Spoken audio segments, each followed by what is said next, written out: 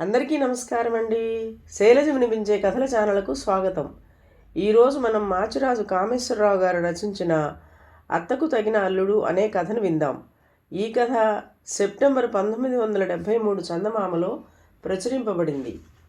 ఒక నగరంలో బాపాయమ్మ అనే పూటకుళ్ళ మనిషి ఉండేది. ఆమెకు భర్త పోయాడు. సవతి కూతురు విమల ఉన్నది. భర్త పోయాక బాపాయమ్మ బతుకు తెరువు కోసం పూటకుళ్ళు పెట్టసాగింది. వర్తక వ్యాపారాలకు ప్రసిద్ధి చెందిన ఆ నగరానికి జనం తాకిడి బాగా ఉండేది. అయితే వచ్చేపోయే వాళ్లకు వండటము, వార్చడము, వడ్డించడము మొదలైన చాకరీ అంతా విమల చేత చేయించేది బాపాయమ్మ. అన్ని విధాల ఆమెను బాపాయమ్మ రాచి రంపాన పెట్టేది. విమల అందమైన పిల్ల. ఆమెకు పెళ్ళిడు వచ్చింది. కానీ బాపాయమ్మ ఆ పిల్ల పెళ్లి మాట తలపెట్టలేదు. విమల పెళ్లి చేసుకొని అత్తవారింటికి వెళ్ళిపోతే బాపాయమ్మకు అడ్డమైన చాకరీ ఎవరు చేస్తారు? ఇరుగు పొరుగు వాళ్ళు విమల పెళ్లి మాట ఎత్తితే బాపాయమ్మ, పిల్ల తప్పితే నాకెవరున్నారు? దాన్ని విడిచి క్షణం ఉండలేను. నేను కట్నాలు ఇచ్చుకోలేను కదా. దాన్ని పెళ్ళాడేవాడు నన్నే కట్నంగా భావించి వెంట తీసుకువెళ్ళాలి అనేది. బాబాయమ్మ ఈ ధోరణి అవలంబించడం చేత విమలను చేసుకుంటామని ఎవరూ ముందుకు రాలేదు. కట్నం లేకుండా విమలను చేసుకునే వాళ్ళు ఉన్నారు, కానీ బాపాయమ్మను భరించడానికి సిద్ధపడ్డవాళ్ళు లేరు. విమల పరిస్థితి గ్రహించి తనకి ఈ జన్మలో పెళ్లి కాదని నిరాశ చెందింది. ఇలా ఉండగా ఒకనాటి మధ్యాహ్నం ఒక యువకుడు బాపాయమ్మ ఇంటికి వచ్చి తన పేరు రామదాసు అని చెప్పుకున్నాడు. అతను భోజనం చేసి బాపాయమ్మకు డబ్బులు ఇస్తూ, నేను తగిన కన్యను చూసి పెళ్ళాడాలనుకుంటున్నాను. ఈ చుట్టుపక్కల నుంచి మంచి సంబంధాలు ఏమైనా ఉన్నాయా అని అడిగాడు. ఇల్లు కదలని దాన్ని నాకేం తెలుస్తుంది అన్నది బాపాయమ్మ. ఆవిడతో కబుర్లాడుతున్న ఇరుగు పొరుగు స్త్రీలు, మాణిక్యం లాంటి పిల్ల ఇంట్లో ఉండగా తెలియదంటావేం బాపాయమ్మ అన్నారు. దాన్ని చేసుకోవటం అంత తేలిక అన్నది బాపాయమ్మ. అంత కష్టమా? అసలు సంగతి ఏమిటి అన్నాడు రామదాసు. బాపాయమ్మ రామదాసును ఉరిమి చూస్తూ, దాన్ని పెళ్ళాడేవాడు కట్నం కింద నన్ను తీసుకుపోవాలి అన్నది బెట్టుగా. అదొక కష్టమా? నీ వంటిది పెద్ద దిక్కుగా ఉంటే మేలే కదా, ఇంకెందుకు పెళ్లి చేసేసేయి అన్నాడు రామదాసు. ఆ కుర్రవాడు తన నియమం చూసి వెనక్కి తగ్గుతాడని బాపాయమ్మ అనుకున్నది, కానీ అంత త్వరగా ఒప్పుకుంటాడనుకోలేదు. ఆమె అడ్డుపుల్ల ఒకటి వెయ్యాలనే ఉద్దేశంతో, మరి మీ వంశవృక్షం మాట కాస్త చెప్పు అన్నది. అబ్బో, అది చాలా పెద్దది. చెప్పడం దేనికి? రేపు కళ్ళారా చూడవచ్చు అన్నాడు రామదాసు. బాబాయమ్మకు ఇంకేమి అభ్యంతరాలు సృష్టించాలో తోచలేదు. ఇరుగు పొరుగు అమ్మలక్కలు ఈ సంబంధానికి ఒప్పుకోమని ఒత్తిడి చేశారు. ఆవిడ విధి లేక పెళ్లికి ఒప్పుకొని విమలను రామదాసుకి ఇచ్చి నిరాడంబరంగా పెళ్లి చేసేసింది. పెళ్ళైన మన్నాడే రామదాసు తన భార్యను తీసుకుని పోతానన్నాడు. బాబాయమ్మ తనకున్న నగలన్నీ దిగవేసుకుని డబ్బంతా మూటగట్టి రొంటిన దోపుకుని పూటకుళ్ళ ఇంటికి తాళం పెట్టి నూతన దంపతుల వెంట బయలుదేరింది. రామదాసు తన ఊరు ఎంతో దూరం లేదంటూ బాపాయమ్మను సాయంకాలం దాకా నడిపించాడు.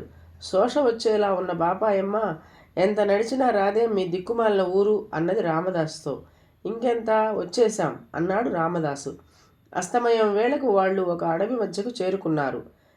ఇక్కడే మన నివాసం అన్నాడు రామదాసు దట్టమైన పొలాల మధ్య ఒక పెద్ద మర్రి చెట్టును చూపిస్తూ.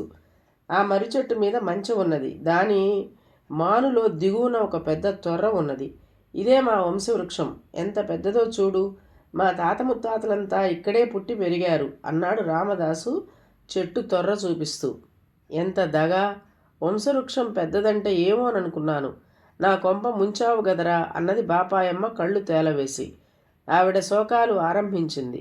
చీకటి ముంచుకొస్తుంది. అడవి జంతువుల అరుపులు ఆరంభమయ్యాయి. బాబాయమ్మ ఆ రాత్రి గడిస్తే మన్నాడు సంగతి మన్నాడు చూడవచ్చుననుకుని, ఈ రాత్రి నేను ఏ క్రూరమృగం వాతనో పడకుండా చూడు. ఎలాగైనా ఆ మంచం మీదకి నన్ను చేర్చు అన్నది రామదాసుతో. నీ స్థూల శరీరాన్ని మంచం మీదకి ఎక్కించటం నా తరమా? ఒకవేళ ఎక్కించినా మంచతో పాటు మా వంశవృక్షం కాస్త కూలి చక్కా పోతుంది. ఈ రాత్రికి ఏ ఎలుగుబంటో రాకముందే ఆ త్వరలో దూరి పడుకో అన్నాడు రామదాసు బాపాయమ్మతో. బాపాయమ్మ ప్రాణాలు అరచేతిలో పెట్టుకుని బితుకుమంటూ ఆ త్వరలో దూరి కూర్చున్నది. విమల ఎలా చచ్చినా ఈ రాత్రి గడిచి తాను తన ప్రాణాలతో బయటపడితే తెల్లవారగానే తన ఇంటికి తిరిగిపోవడానికి ఆమె నిశ్చయించుకున్నది. తెల్లవార్లు జాగారం చేసిన బాపాయమ్మకు తెల్లవారబోతుండగా కాస్త కునుకు పట్టింది. ఇంతలో ఎవరో తనను లాగుతున్నట్టయి బాపాయమ్మ మేలుకున్నది. నిలువెత్తు వెలుగుగొడ్డు బాపాయమ్మను త్వరలో నుంచి బయటకు లాగుతున్నది. బాపాయమ్మ కెవ్వుమని కేకలు పెట్టసాగింది. ఆ కేకలకు ఎలుగొడ్డు ఆమెను వదిలి పారిపోయింది. ఆ తరువాత కొంతసేపు బాపాయమ్మ కొయ్యబారిపోయి అచేతనంగా ఉండిపోయింది. రామదాసు వచ్చి తెల్లవారకుండానే ఏం కొంప మునిగిందని కేకలు పెడుతున్నావు అని బాపాయమ్మ మీద విసుక్కున్నాడు. బాపాయమ్మ కాస్త ధైర్యం తెచ్చుకుని, మునగటానికి నీకు కొంప కూడా ఉందా ఏం? నన్ను ఎలుగొడ్డు పట్టుకున్నది. నేనిక ఇక్కడ ఒక క్షణం కూడా ఉండను. ప్రాణాలు దక్కితే చాలు, విమల ఏమైనా కాని అంటూ చెట్టు త్వరలో నుంచి బయటకు వచ్చింది. బయటనే నిలబడి ఉన్న విమల మాట్లాడలేదు. రామదాసు నవ్వి, నా కట్నం కింద వచ్చిన దానివి, నిన్ను ఎలా పోనిస్తాను అన్నాడు. ఈ మాట విని బాపాయమ్మ తెల్లబోయింది. తన ఒంటి మీద నగలన్నీ తీసి విమలకు పెట్టి, తన రొంటిన ఉన్న డబ్బు సంచి రామదాసు మొహాన కొట్టి ఆమె తిరుగుదారి పట్టింది. తరువాత రామదాసు విమలను తీసుకుని కొండ మీద ఉన్న తన ఇంటికి తీసుకుపోయాడు. ఆ ఇంటి గోడలకు వేళ్లాడే జంతువుల చర్మాలు చూశాక విమలకు తన భర్త వేటగాడని తెలిసింది. వాటిలో ఉన్న ఎలుగొడ్డు చర్మం చూడగానే బాపాయమ్మను బెదరకొట్టిన ఎలుగొడ్డు రహస్యం విమలకు తెలిసిపోయింది. ఈ కథ మీకు నచ్చినట్లయితే లైక్ చేయండి, షేర్ చేయండి, కామెంట్ చేయండి, సబ్స్క్రైబ్ చేసుకొని నన్ను ఎంకరేజ్ చేయండి. నమస్కారం అండి.